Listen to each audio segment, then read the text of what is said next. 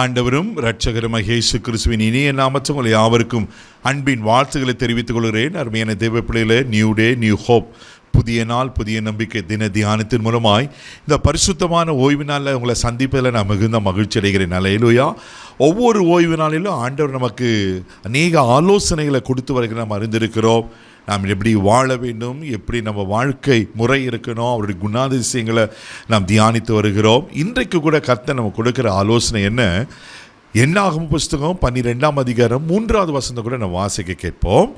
மோசேயானவன் பூமியில் உள்ள சகல மனிதரிலும் மிகுந்த சாந்த குணமுள்ளவனாய் இருந்தான். மோசையானவன் பூமியுள்ள சகல மனிதரிலும் மிகுந்த சாந்தம் உள்ளவனாய் இருந்தான். மோசை ஆக்சுவலாக யாருங்க? அவர் கொலையாளி. அவர் கொலை பண்ணவர். ஆனால் எப்போ கர்த்தர் மோசைக்கு தரிசனத்தை கொடுத்து மோசையை ஒரு பெரிய விடுதலை வீரனாக கர்த்தர் தெரிந்து கொள்கிறாரோ, அந்த வனாந்தரத்தில் கர்த்தர் மோசையை உருவாக்கி சீனாய் மலையில் ஏற்கனவே 40 நாட்கள் தேவ பிரசன்னத்தில் இருந்து இப்போ மோசை எப்படி ஆயிட்டார்னா மிகுந்த சாந்தமுள்ளவராய் மாறிவிட்டார். அல்லேலூயா. நீங்கள் எவ்வளோ கர்த்தரோடு கூட இசைந்திருக்கிறீங்களோ, தேவ பிள்ளைகளை எவ்வளோ கர்த்தரோட நேரத்தை செலவு பண்ணுறீங்களோ, வேத வாசிக்கிறதுல ஜெபம் பண்ணுறதுல உங்களுடைய கேரக்டரிஸ்டிக் எப்படி மாறுனா அவரை போல நான் மாறிடுவோம். நம்மளுடைய குணாதிசயங்கள் எவ்வளோத்துக்குள்ள ஆண்டவரோடு நேரத்தை செலவு பண்ணி ஆண்டவர் க்ளோஸ் ரிலேஷன்ஷிப் இருக்கிறோமோ, ஆண்டவர் அவரை போல மாற்றுவதற்கு உண்மையில் வருகிறாராமே. மோசைக்கு அந்த தான் நடந்தது. மோசை பாருங்கள், மிகுந்த சாந்தமுள்ளவன் என்று சொல்லப்பட்டிருக்கு. சங்கீத புஸ்தகம் 103ஆம் சங்கீதம் 8வது வசனத்தில் வாசிப்பீங்கன்னா சங்கீதக்காரன் இப்படியா சொல்லுகிறார், வாசிக்க கேட்போம்.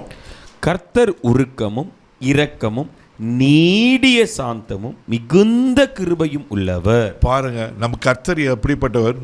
நீடிய சாந்தம் உள்ளவர். அவர் எப்படி சாந்தமுள்ளவராக இருக்கிறாரோ, அவர் பிள்ளைகளாக நீங்களே நானும் சாந்தமாக இருக்கணும். அப்படின்னா ஒரு அமைதியான வாழ்க்கை, அமைதியுள்ள ஒரு வாழ்க்கை.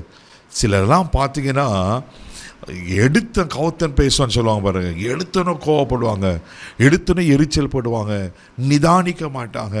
ஒரு அமைதியான ஒரு அடக்கமான ஒரு சாந்தமான அவங்க இருவே இருக்காது. சில முகமே அந்த டெரராக இருக்கிறேன்னு சொல்லுவாங்க பாருங்கள், அப்படி இருக்கிறத பார்த்துருக்குறோம். ஆனால் சில முகத்தை பார்த்தோன்னா அந்த அந்த அமைதி, அந்த சாந்தம், அந்த பொறுமை அப்படியே அவங்க பார்த்து இருக்க நம்ம பார்க்க முடியும். எப்படில சாந்த குணம் ஒரு மிக மிக முக்கியமான ஒரு கேரக்டர். அல்லேலூயா. தேவன் அவர் எப்படி சாந்தமுள்ளவராய், எப்படி நீடிய சாந்தமுள்ளவராய் இருந்தாரோ, அவருடைய பிள்ளைகளாக நீங்களும் நானும் கூட சாந்தமுள்ளவர்களாக இருக்கணும்னு ஆண்டவர் விரும்புகிறார். வேதத்தில் அநேக நன்மைகள் சொல்லப்பட்டிருக்க சாந்த குணமர்கள். நீங்கள் சங்கீத புஸ்தகம் 22ஆம் சங்கீதம் 26வது வசனத்தை வாசிப்பீங்கன்னா சங்கீதக்காரன் இப்படியா சொல்லுகிறார், வாசிக்க கேட்போம். சாந்த குணம் உள்ளவர்கள் புசித்து திருப்தி அடைவார்கள், கர்த்தரை தேடுகிறவர்கள் அவரை துதிப்பார்கள், உங்கள் இருதயம் என்றென்றைக்கும் வாழும்.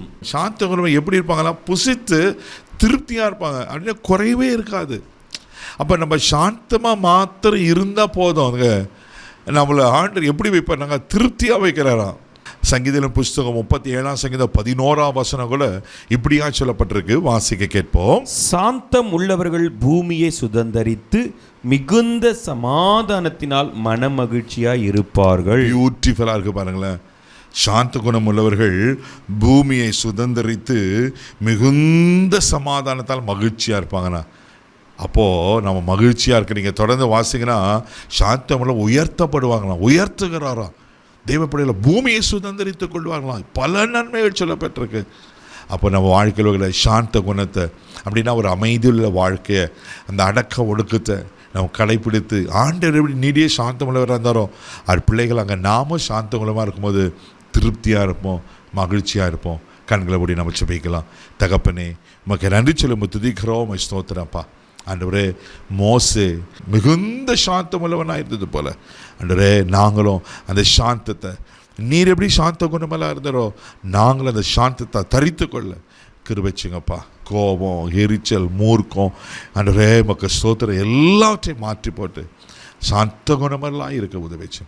இந்த நாள் முழுதும் கரம் எடுத்து நடத்தும் பாதுகாத்துக்கிறோம். கிருபை கோப்பக்கிறோம். இயேசுவின் மூலம் ஜெபக்கலாம் பிதாவே, ஆமென். சாந்த குணத்தை தரித்துக் கொள்ளுங்க, நீங்கள் திருப்தியாக இருப்பீங்க. God bless you.